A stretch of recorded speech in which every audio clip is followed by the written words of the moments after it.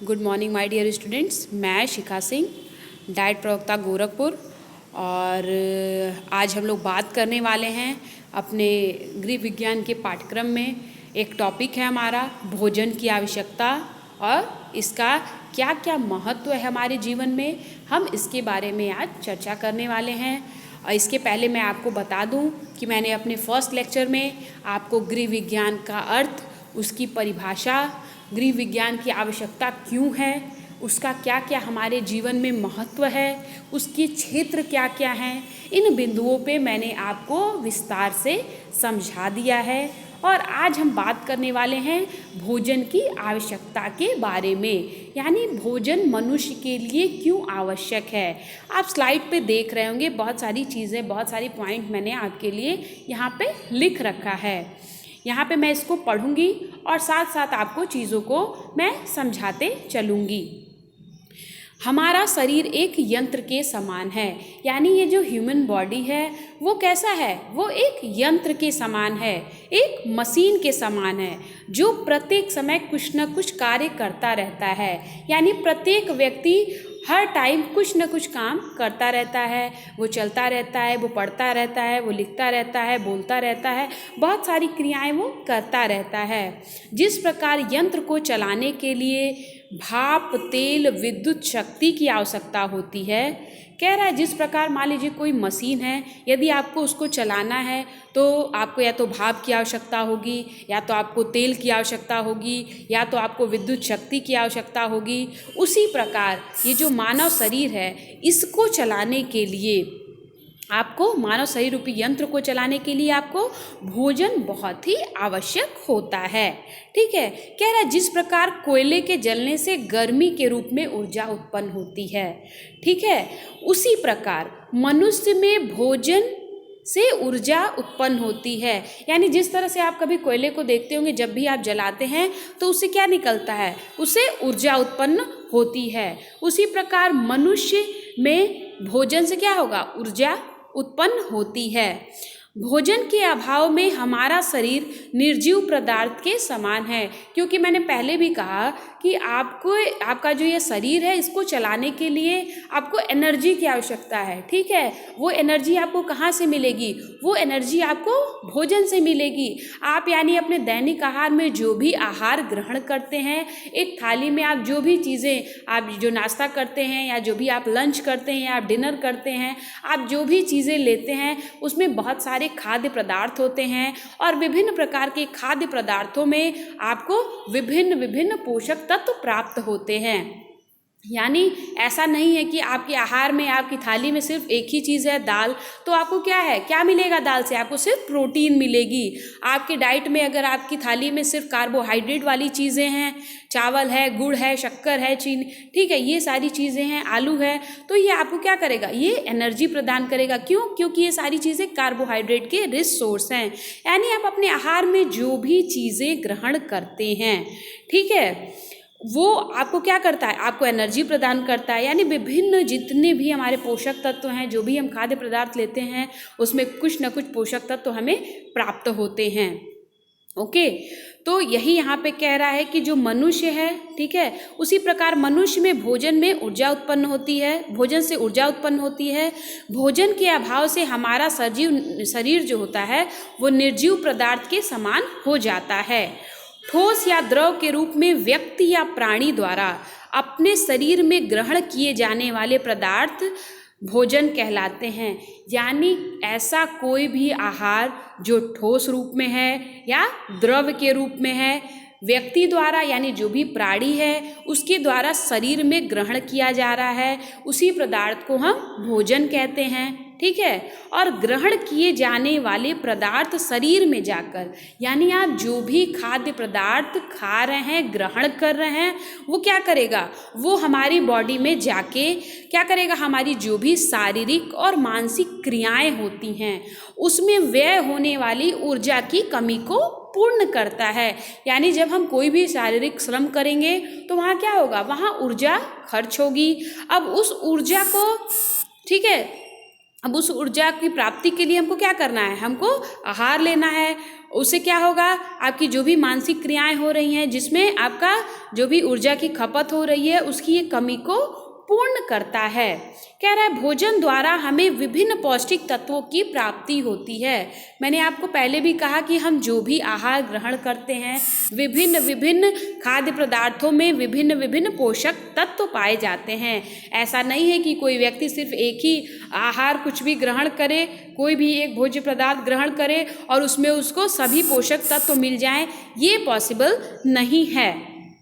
ठीक है, तो यहाँ पे कह रहा है भोजन द्वारा हमें विभिन्न पौष्टिक तत्वों की प्राप्ति होती है। भोजन के अभाव में प्राणी जीवित नहीं रह सकता है।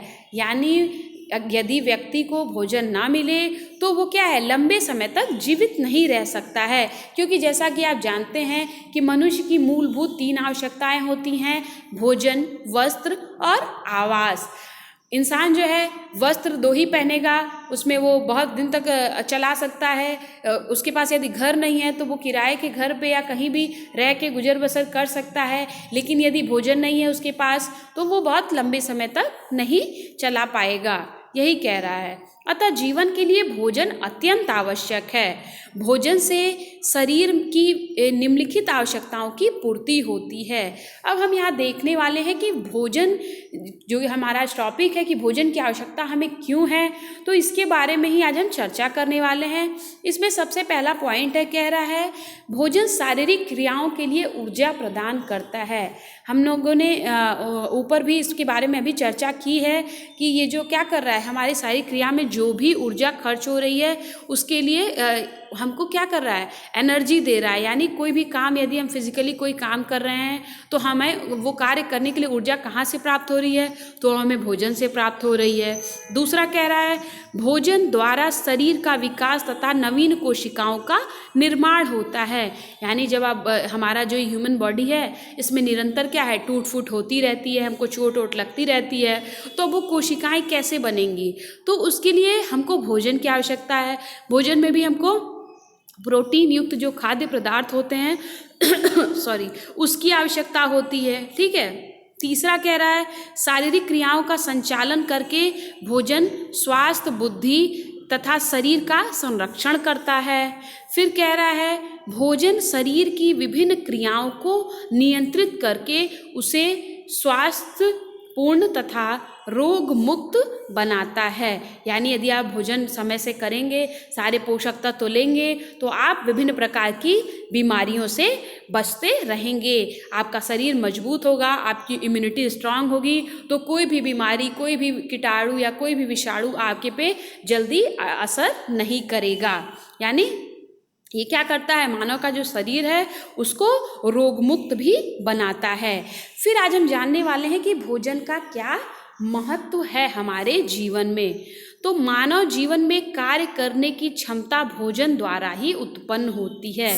यानी आप जो भी कार्य करते हैं, ठीक है, मानव जीवन में कार्य करने की जो क्षमता होती है वो किसके द्वारा होती है, वो भोजन द्वारा ही उत्पन्न होती है। दूसरा कह रहा है भोजन मानव शरीर में ईंधन के समान जलकर ऊष्मा उत्पन्न करता है, जिससे हमारे शरीर को ऊर्जा मिलती है। यानी भोजन क्या कर रहा है, वो मानव शरीर में ईंधन के समान जलकर, यानी जिस तरह से ईंधन जल के ऊष्मा प्रदान करता है उसी तरह भोजन हमारे शरीर में ईंधन के समान जलकर हमको ऊष्मा प्रदान करता है, जिससे हमारे शरीर को ऊर्जा मिलती है। फिर है भोजन शरीर के टूटे फूटे कोशों तथा तंतुओं की मरम्मत करता है। यानी जब हम आगे अपना वो चैप्टर पढ़ेंगे संतुलित आहार वाला, तो मैं उसमें आपको बताऊंगी कि जो हमारे एक एक पोषक तत्व हैं उनके क्या कार्य हमारे बॉडी में क्या क्या फंक्शन करते हैं, वो तो आपको चीज़ें और भी ज़्यादा क्लियर होंगी। लेकिन मैं साथ में यहाँ बता दूँ कि जो भी टूटे फूटे कोश हैं या तंतु हैं उसमें क्या है, हमारे शरीर में निरंतर होती रहती है सारी टूट फूट। अब उसकी मरम्मत कौन करता है, उसकी मरम्मत करेगा प्रोटीन। तो अब हमको क्या करना पड़ेगा, हमको प्रोटीन रिच डाइट लेनी होगी, जिससे हमारे शरीर में जो भी निरंतर टूट फूट कोशिकाओं में हो रही हैं उसकी मरम्मत होती रहे। फिर कह रहा है भोजन शरीर के तापक्रम को बनाए रखता है। हाँ, ये बिल्कुल सही पॉइंट है कि भोजन जो होता है ये मनुष्य के शरीर के तापक्रम को बनाए रखता है और स्वस्थ रहने के लिए शरीर के तापक्रम को सामान्य बनाए रखना अति आवश्यक होता है।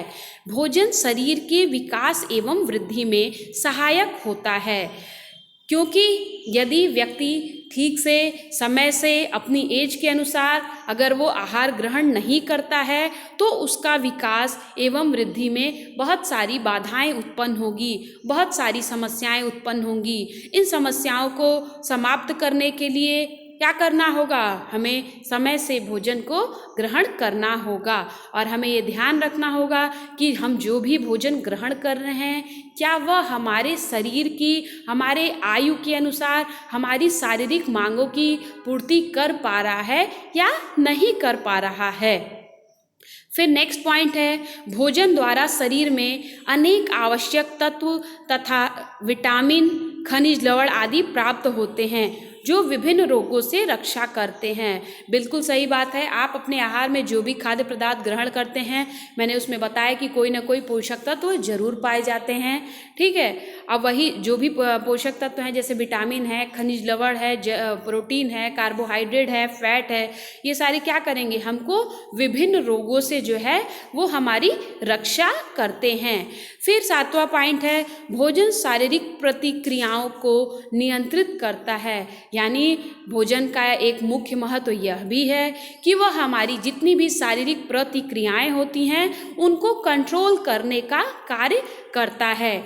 आई होप आप सबको ये समझ में आ गया होगा कि भोजन की हमारे शरीर में क्या आवश्यकता है, क्या महत्व है, हमें भोजन क्यों करना चाहिए। आप सब इसका उत्तर देने के लिए बिल्कुल तैयार होंगे, आपको चीज़ें समझ में आई होंगी। यदि किसी भी स्टूडेंट्स को ये बातें यहाँ या इस टॉपिक में कोई भी परेशानी हो तो वो मुझे कमेंट बॉक्स में लिख सकता है। मैं उन बच्चों को फिर से दोबारा और अच्छी तरह से समझा दूंगी ताकि वह जब भी भविष्य में शिक्षक बने, ये सारी चीज़ें मनुष्य की क्या है, ये बेसिक नीड है, भोजन, वस्त्र और आवास। तो इन चीज़ों के बारे में वो बच्चों को अच्छे से बता सके, समझा सके कि इस चीज़ का हमारे जीवन में क्या महत्व है। और डीएलएड के बच्चे ये भी जाने कि यदि इन चीज़ों को यदि हमारे पाठ्यक्रम में डाला गया है तो हाँ, कुछ सोच के डाला गया होगा।